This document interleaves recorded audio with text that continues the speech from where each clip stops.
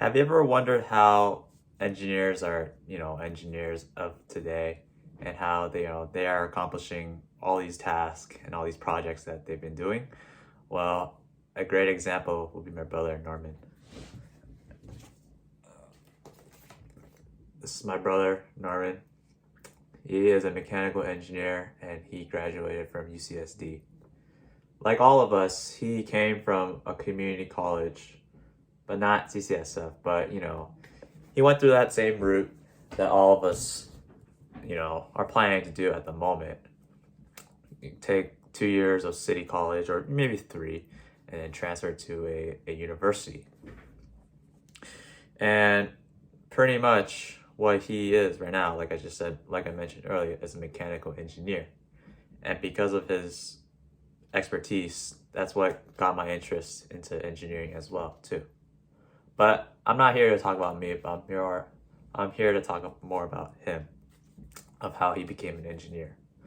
The way that he did it back in City College and at university is that he had to study, he had to work or get job experience and prepare.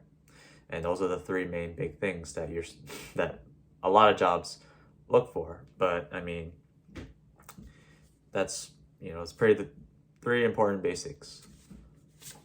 Let's start off with, studying.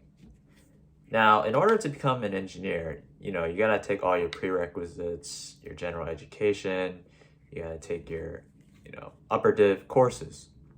But as you reach your 3rd or final year of university, you're gonna have to take the Fundamentals of Engineering exam, or short for FE. And that exam is pretty much to prepare you, or it's like an entry level to prepare you to become an engineer. That's pretty much the first step of becoming an engineer. And to top of that, you can pretty much find this article through, what's his name? Andre Shannon from top universities.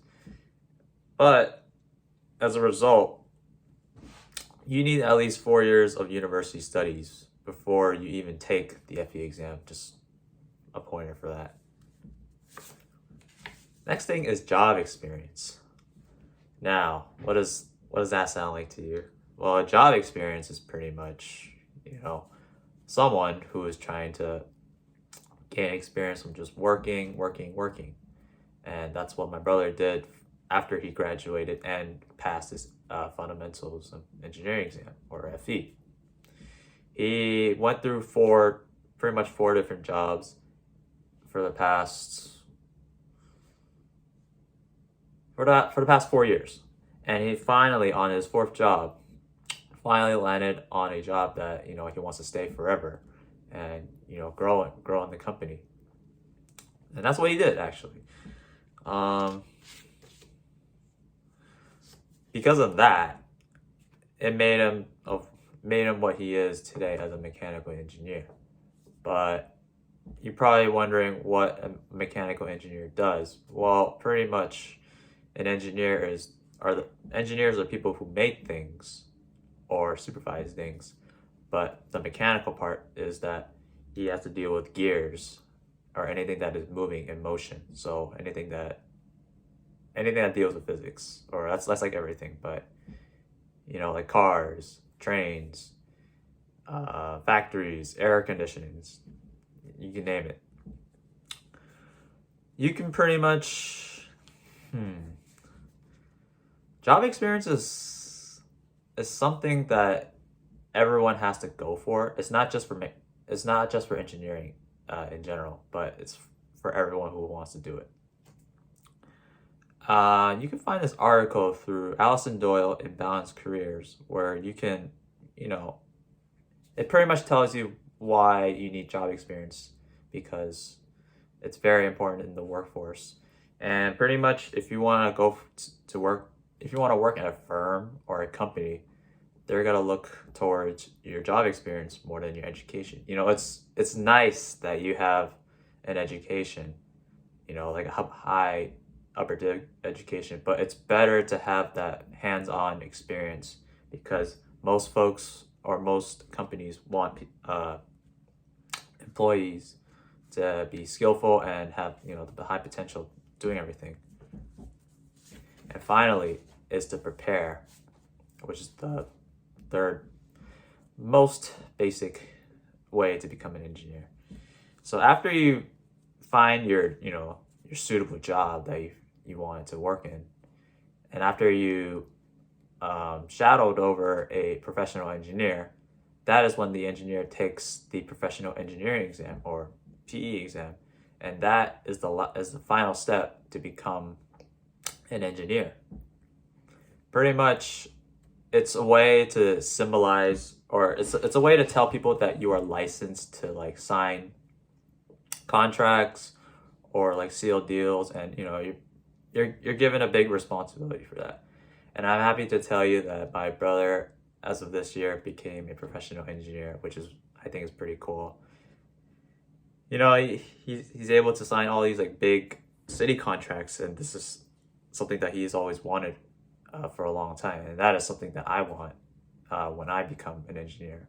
Well, he wants to become. Well, he is a mechanical, but I want to become a civil engineer. It's he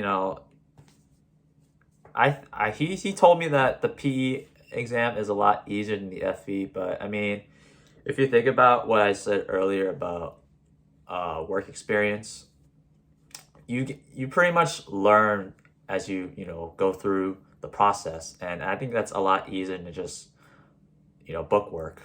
And job experience is everything. Job experience is everything, and it's gonna get ingrained in your mind no matter what. You can find this article through Dr. Tom's Classroom, which mentions about official engineers becoming, had to taking the professional engineering exams in order to become a licensed engineer. Now that I mentioned the important points to become an engineer, it's good to say that anyone can do it. I mean, if you put in the time and work of doing it, then you obviously will pass the exam, and you'll probably enjoy working under the city and building your own projects. It's nice to feel accomplished that you built something, like maybe a building that helps the airport or something like that, or you're a part of the maintenance, or you're not maintenance, but you're part of your maintenance work expertise is part of the airport, or like any type of big building. You will feel proud that you were a part of that. Well, and as a result, if he can do it, I can do it, you can do it. Anyone can do it. Engineering is part of our DNA, and all you gotta do is just try it, and you'll pretty much like it. I hope you enjoy this presentation, and I hope you guys have a good summer. Thank you.